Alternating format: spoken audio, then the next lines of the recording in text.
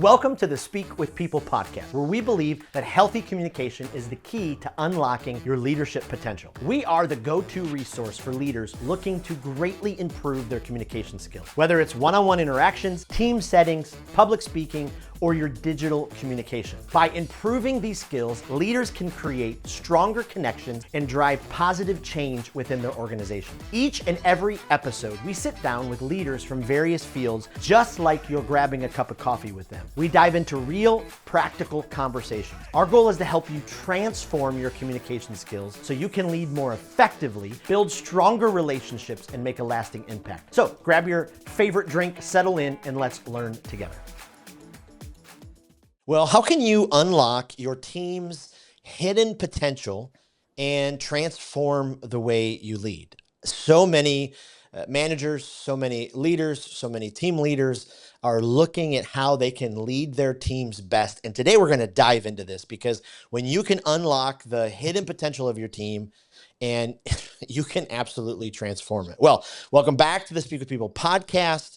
This is the show dedicated to helping leaders deepen connections, communicate with clarity, expanding your influence. And today we're diving into a game-changing concept for every leader, especially leaders who are curious, especially for leaders who want to continue experiencing more transformation on their team. Today, I'm thrilled to welcome a CEO of 11. He's been an executive coach for many, many years. He's currently resides in the very chilly way up north in Minneapolis. But I can't wait to dive into his story. I have loved researching him, reading all of his stuff online, and seeing how he impacts lives and leaders. It is such an honor to have you, Thomas, on the Speak with People podcast. Welcome. Thank you so much, Jason. This is awesome. Well, hey, for our listeners who maybe not know too much about you, would you kind of give us a little bit of your story, who you are, what you do, how you got to this place? Yeah, I'll try to keep it short. This is the thing I'm the worst at. I'll put it this way: since 1996, I've been building online communities. Wow, a long time. That was like Netscape, yeah, and Front Page and GeoCities. Took a long If time anyone to get in. any of those things. Did that, kind of peaked that career when I was a community architect at Zappos. Worked with Tony to build an entrepreneur community in Las Vegas. Built a bunch of startups of my own. Had 2 exits and burned 3 or 4 or 5 more to the ground in heaping piles of failure. But learned more from those than the ones that had exits. And somewhere in the midst of that, I realized, because I had been doing like give back mentor hours to other founders in the portfolio, and I just learned that was really, I enjoyed that even more than building my own companies. And so after I sold the second one, drew out. Have you ever heard of an Ikigai? But it's a Venn diagram with 4 circles. It's like what you love, what you're good at, what people need, and what they will pay for. And it's like, if you can get all 4 of those, that little pocket where they like all overlap, like that's the sweet spot. And that's when I realized, like, sweet spot was like, if I could get paid for helping people through, these high growth, high transition moments, that would be really cool. And that's when kind of discovered the coaching side of things, and I've been doing that for a while. And then the latest thing was accidentally became a founder again because little product I built for my own coaching clients, when they tried it, they're like, yeah, this is cool, but I need this for one-on-ones with my team also. Can I have it for myself? And found out we had a product that I think we're learning a lot of people would like to use for themselves. And so now here we are again on company number 6. Wow. That is absolutely incredible. My goodness. Yeah, boy, you think back to 96, those of us who can remember Yeah. the internet in those days. I was You got maybe it. You got it 6. every single month on a new either 3.5 floppy Yep. or a CD. You got a new copy of the internet Yep. that you could get 40 hours for free. Yep. Yep. Oh, that was amazing. I was like a sophomore, junior in college. I went to the computer Mhm, lab, which was like a bunch of new Macs, and I had to do a mhm. project where I had to research a celebrity or an artist or a musician and write a paper on it. Yeah. But I only could use the internet, and so I didn't know anything about the internet. I go into the computer lab and I type in one of my favorite bands, bare naked ladies, and Did you get results? slowly and surely, as the results came, Yeah. people around me were like, "This guy's a freak. Get him out of here." I'm like, no, I didn't know. Oh, Comma, the band. yes, yes, all important. What stage? I'm so curious about your Zappos time. What stage of the company were you there, and what role did you play there? Yeah. So this was post acquisition. Okay.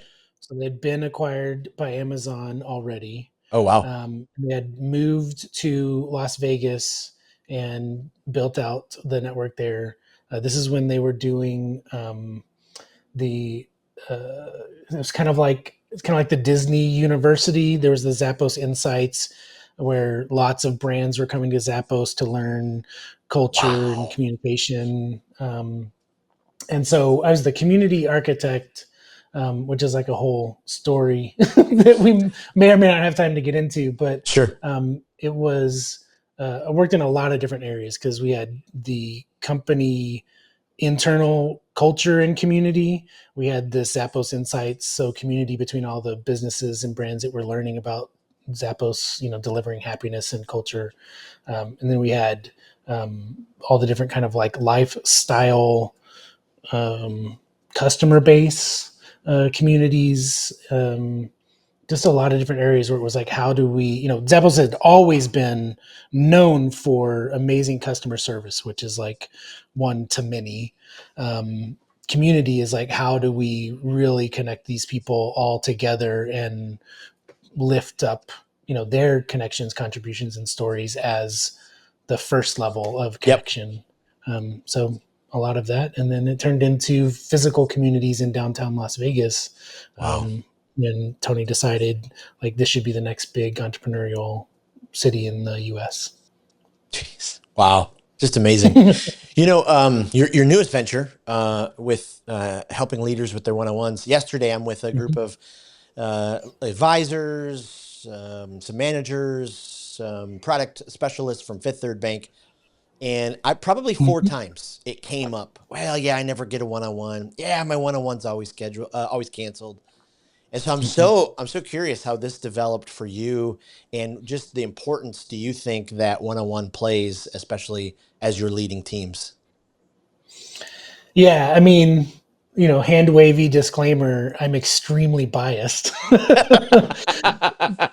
But I truly believe like it is the m- most underleveraged Mm, um, meeting in most organizations. It is, it should be the single highest impact, highest ROI conversation that happens inside of any organization.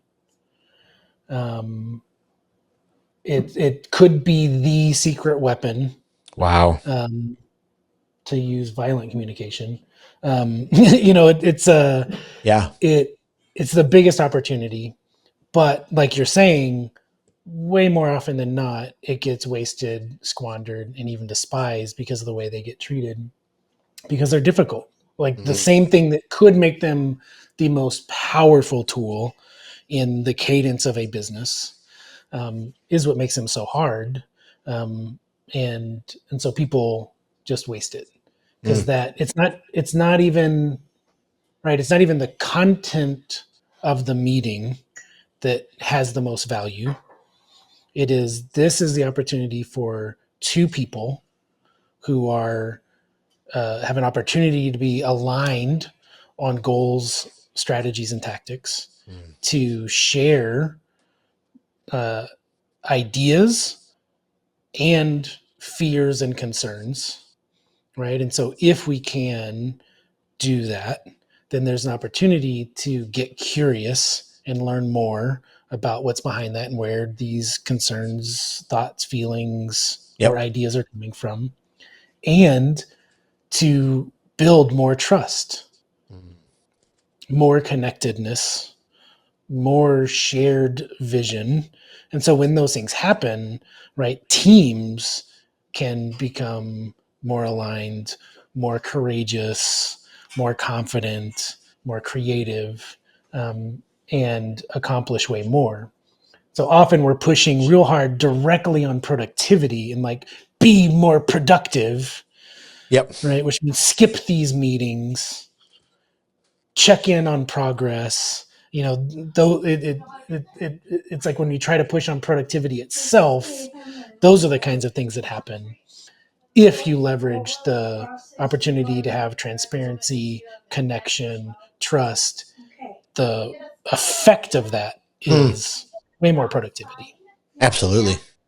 Isn't it amazing though? It's kind of like counter sometimes. You think about. I remember the first time I was handed Primal Leadership by Daniel Goleman, and he's Mm, unpacking this emotional intelligence idea, and all this yep. research that for years managers led with fear and control, and you've got to be more productive instead of Hmm. tapping into their positive emotions. And if we would just Hmm. spend the time doing what you're doing, people would be so much happier. They could not wait to dream more and be more creative. It's incredible. Yeah. So backing up then a second, uh how important is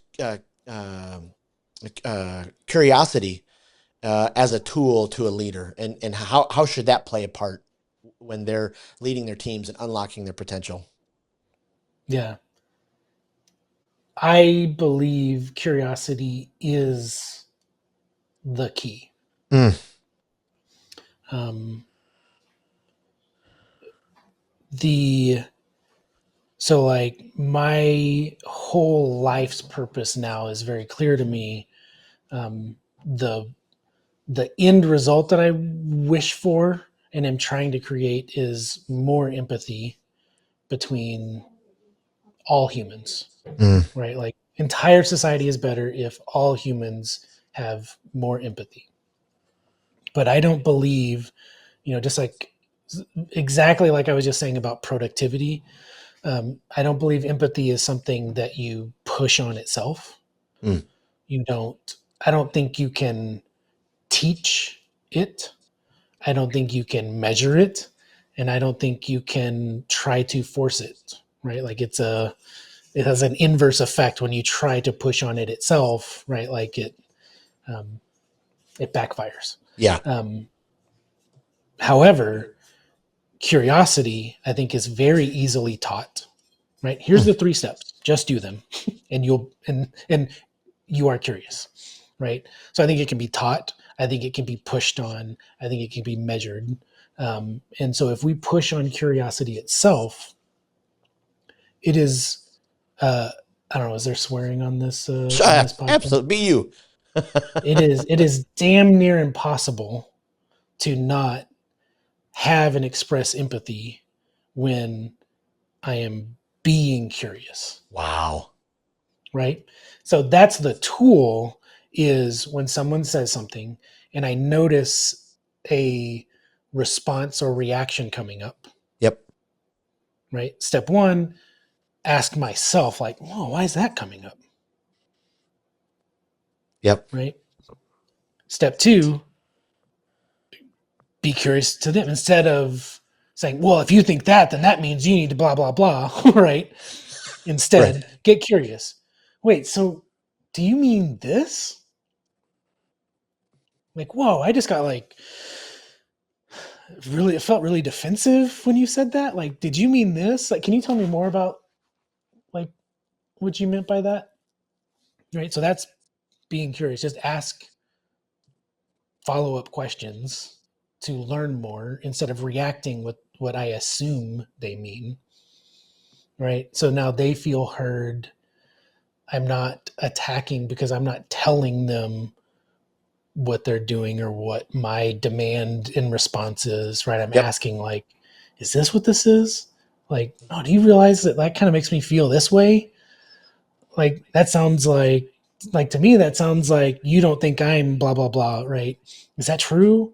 Right. So, and when we're following up with that, it softens, it allows more truth, it lets us both discover more information, right? So it's impossible not to be empathetic and to Mm, express empathy when my first order action is curiosity.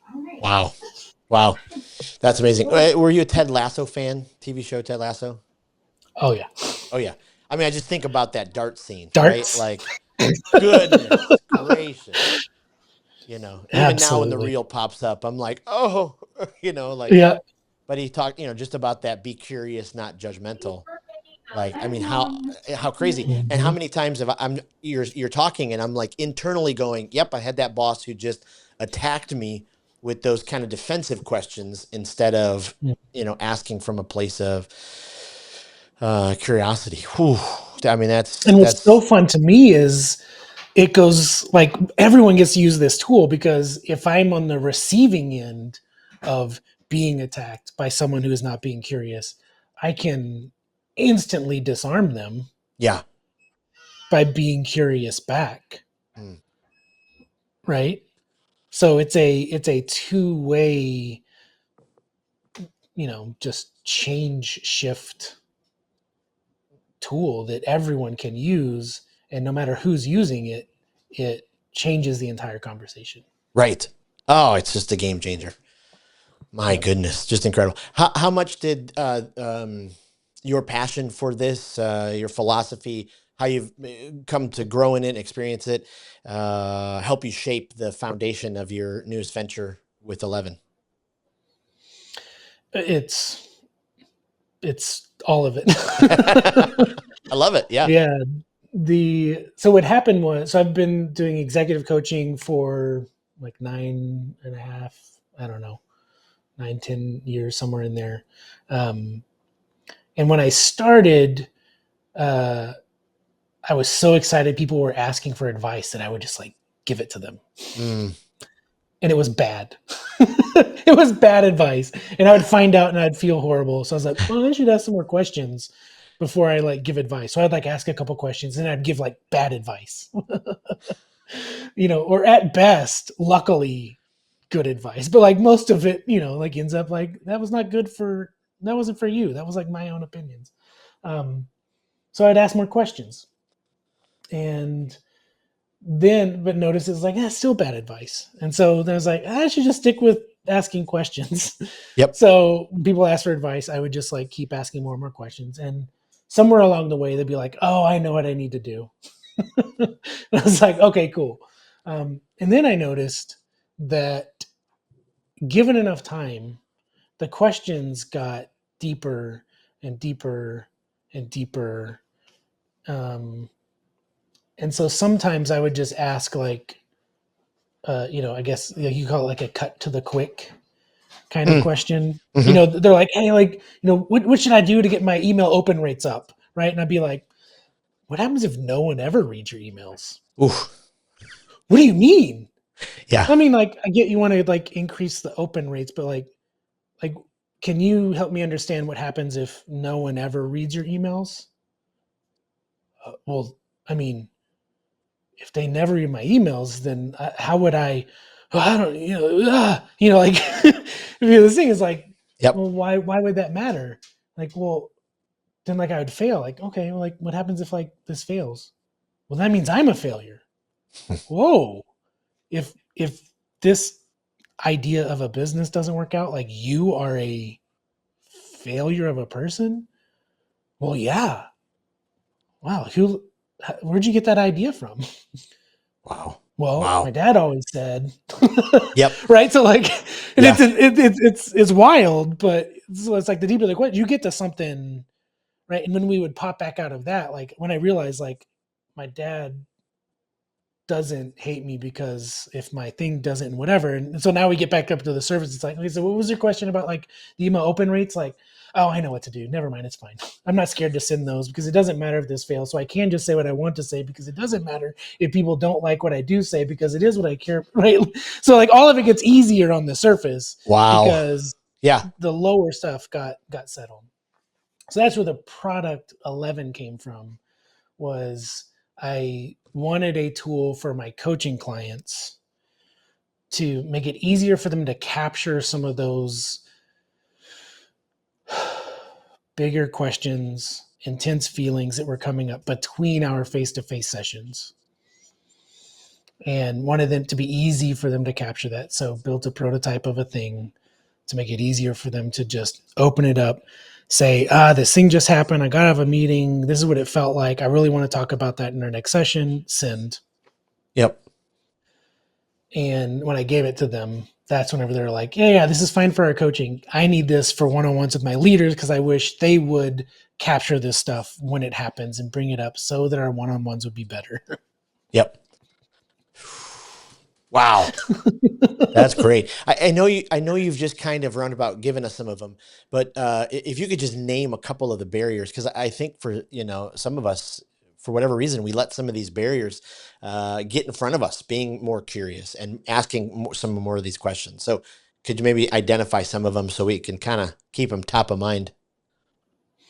Yeah, I mean, spoiler alert, it's all the same thing. Um, this isn't the fun business way to say it, so I'll give some more businessy words after this. But like, Sure. you know, spoiler alert, um, all of them are a version of "I'm afraid you won't love me," Oh. right? Yep. And but expressions of that are like, if I show you my real ideas or my real art or my real words or my real creation, you might say they are stupid or not good enough. Because I remember all the times I showed people something I made and I wanted them to be proud and they weren't. And that hurts. Yep. So we learn all of these ways to like not expose too much so that Mhm. we can't really get hurt. Right. Yeah. So all of us are sharing watered down, safe versions of ourselves Wow. or our work or our idea or our presentation or our tactic or right. Like keep it all safe so we can't actually get hurt.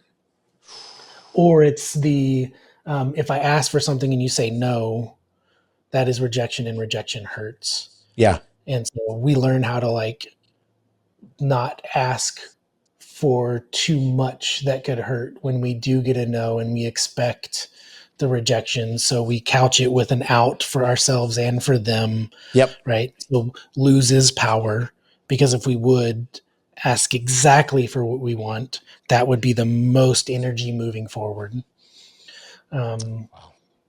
and there's the, all the imposter syndrome type things Yep. are like, I don't I'm afraid that I'm not good enough or that other people are better. Yep. And so I don't want to, I need to make sure that everything sounds big enough and important enough and follows all of the like, sounds enough like everyone else that no one's going to find out that I'm not enough. Right. Right. Right. And so all of it is a version of those things. Right. Wow. And curiosity, why it feels risky for people to start there until they practice it is because curiosity is kind of the biggest opportunity for exposure Hmm. to any and all of these things. Like, so if I ask a question, that means I don't know the answer. Yep. It's not, I want to know and understand your ideas and perspectives, and for us to learn more together. It's I better not ask anything because that means I don't know the answer, and I don't need this person to know Wow. that I don't know the answer. Wow. As you say that, it reminds me of kind of the analogies of and I've been in these seasons of my life where I tried to be the smartest person in the room.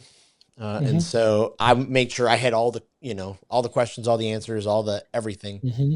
instead of Hmm. creating that culture where, yeah, I want to fill it with people who are smarter than I am, and then we ask the questions to make sure we get to that place. I wanted to ask you Mhm. about listening because you're talking a lot about asking the right kind of questions and being curious.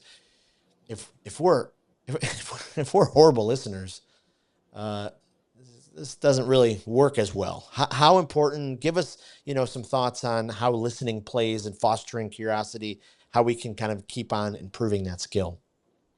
Yeah. I have some good news and some bad news. Um, I want to tell a slightly different story briefly. Um, I um, loved to say, uh, I'm not good at remembering names. Mm, Okay. And it made things easy, and it was a thing that people say. And so people are able to accept, like, oh, you're one of those people that aren't good at remembering names. Right. And one time I had someone say back to me, they're like, you're not bad at remembering names. You don't care enough to remember the name. Because if you care enough, right. you can remember the name. You can remember whatever you want if you care enough. Yeah. You can remember whatever you want, right? It's the same thing with listening, Wow. right? Listening isn't hard when you are curious. Wow. If I'm curious, because I've asked you a question and I really want to know what the answer is, listening is very easy. Right. It's damn near impossible Right. not to listen, Right. right? All this active listening skills and trying to tell people how to look like they're listening or how to make themselves listen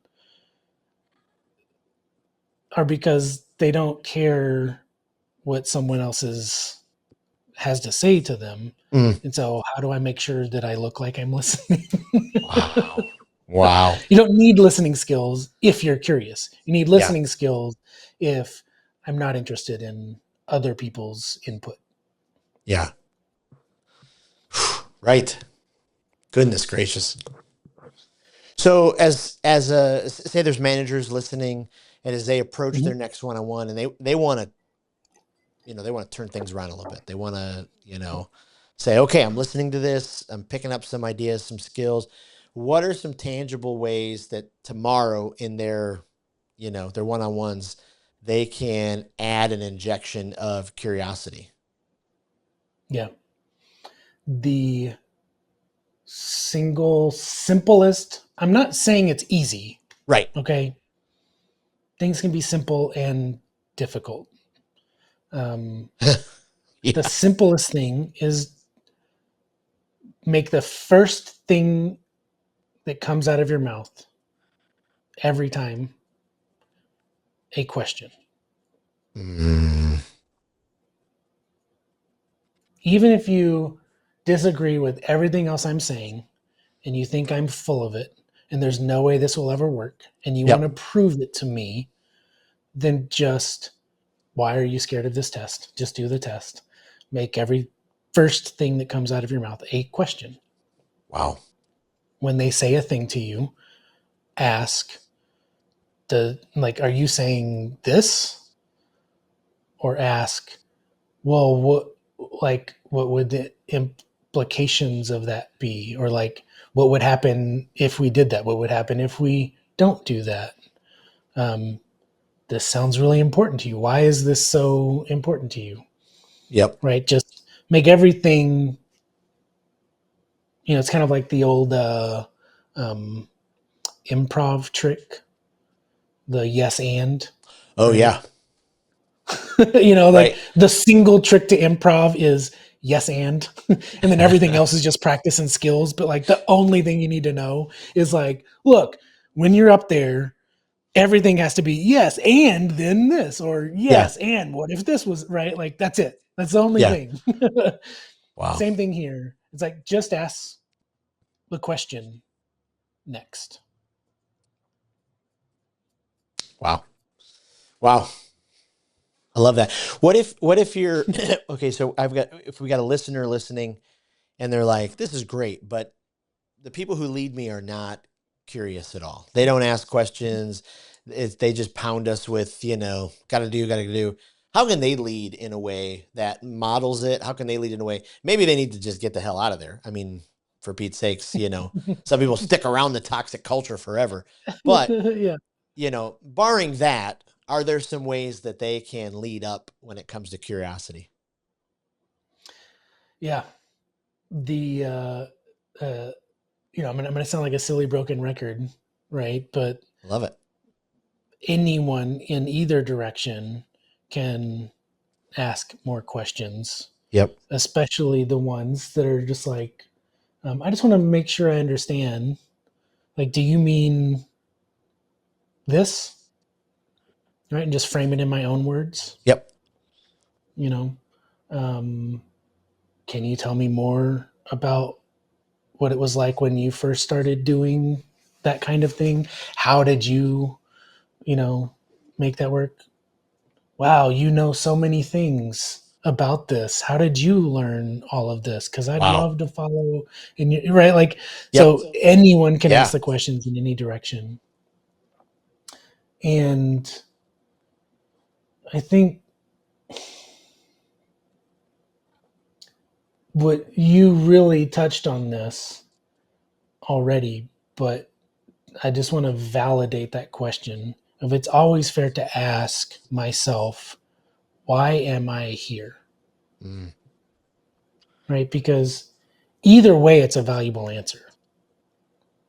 Um, one of the things we used to do at Zappos, and one of the things Automatic Inc., the owners of like WordPress and I don't know, a number of other products, um, they did, instead of like a layoff, they did a like, hey, this is our what the next number of years look like. If that's not what you believe, then like here's your very generous severance. Yeah. Um, Zappos used to do that; they would pay you to quit. Mm. Um, because what happened? Two things happen. One, anyone who doesn't want to be there takes it and leaves. Right? That's the obvious one. The less obvious one is anyone who, like, everyone knows that everyone had the option to do this. And if I turn that down to stay, everyone knows this is like I turned that down to stay. So there must be a list of reasons why I stayed. Yep. So that's why that question is super valuable, no matter what the answer is.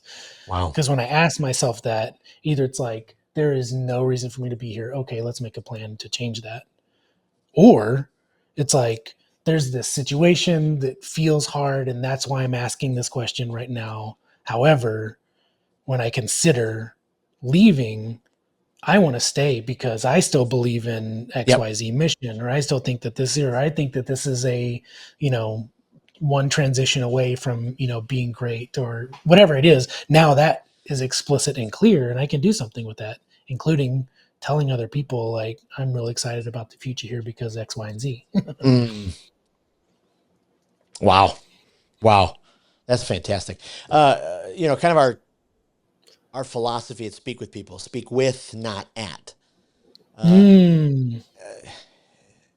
Drums up a whole different, thought for lots of different people. But Yeah. as you're laying all this out, I was just thinking, I think there's probably a way to be curious with people and to be Mhm. curious at, because I know some people who, when they do ask questions, they can do it in a way that's like, it's like push people in the corner and, you know, Mhm. tell me right now, where were you? That kind Mhm. of idea. Mhm.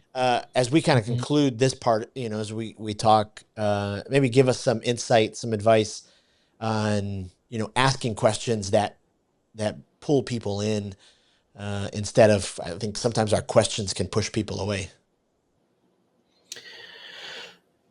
Absolutely. I think a lot of those push away questions are where the answer is baked into the question. They Right. usually end with the word right question mark. you know. I'm glad I modeled it as we do. Right? Right. Oh, This is what we need to be doing, right? right.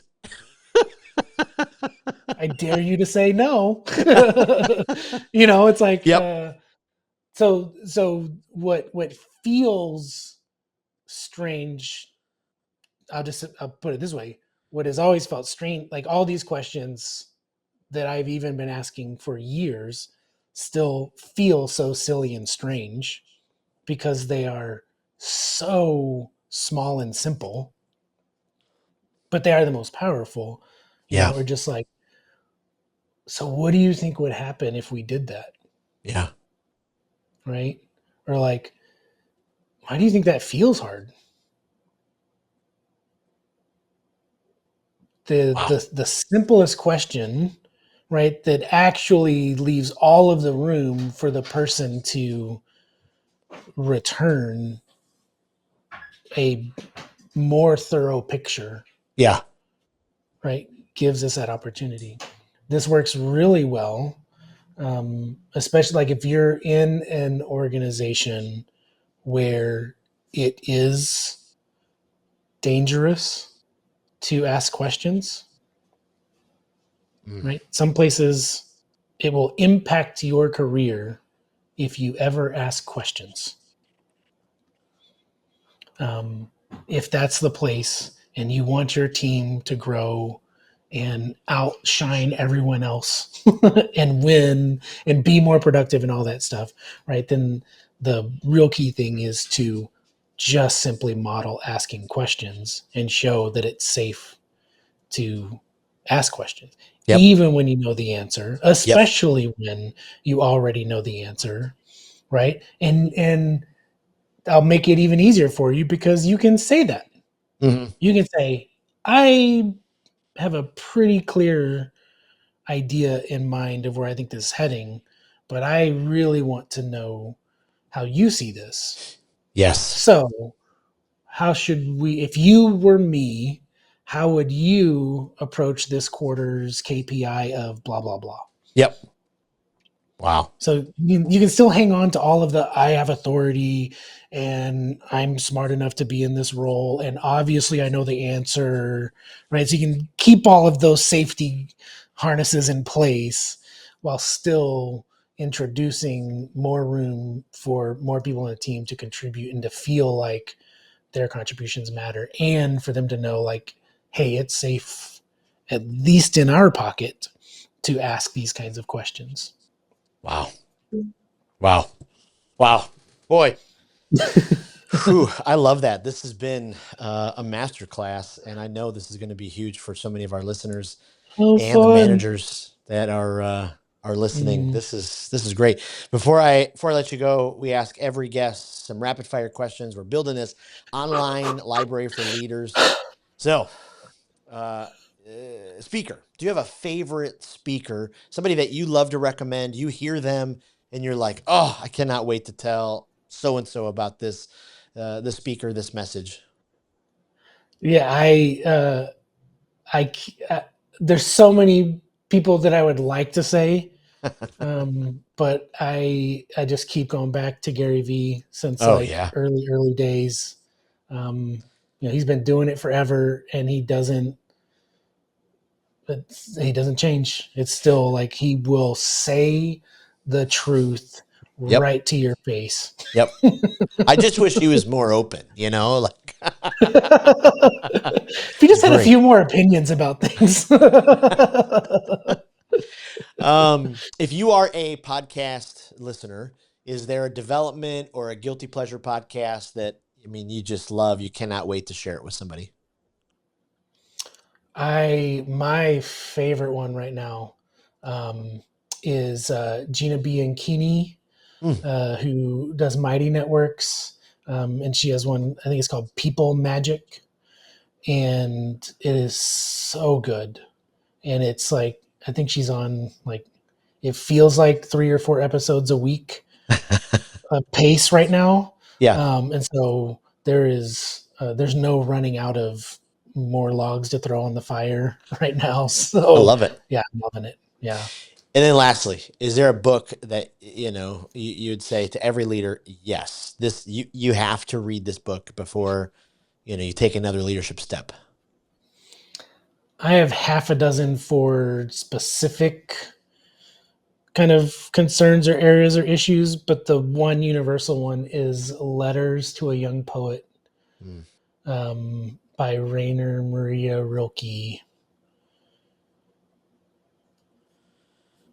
Wow. Okay. Where's the best place people can find you? Where should they go? Find you online, find out more about you. Uh, Today, I would love for you to go to get11app.com, grab our little app that hopefully unlocks a lot more of these kinds of conversations, and find me there. Say, hey, as soon as you install it, you're going to have a direct channel to me. And so I'd love to chat with you there. That's amazing. Well, I can't thank you enough, Thomas. This has been incredible. Thank you for opening up parts of your past, what you've learned, your wisdom, and I hope our listeners, you take this as a call to action. It's time to get curious. It's time to ask these amazing questions, and it'll be amazing what will happen in your communication and leadership. So thank you so much for being on the Speak with People podcast. Thank you, Jason. Thank you for listening to the Speak with People podcast, where we believe that healthy communication is the key to unlocking your leadership potential. Thank you for leaving a review on Apple Podcasts or Spotify. And thank you for every like and every comment. Every single time you cut and copy a link and send it to a coworker or a friend, it absolutely means the world, and it helps each other transform our communication skills. Lastly, don't forget about a great resource that's available to you: our communication skills library. At the end of every episode, we ask each guest their favorite speaker, their favorite podcast, their favorite book, and we've compiled all of those resources together to give you an amazing library to continue your growth and development. Thank you again for being a listener and for being a part of the Speak with People community.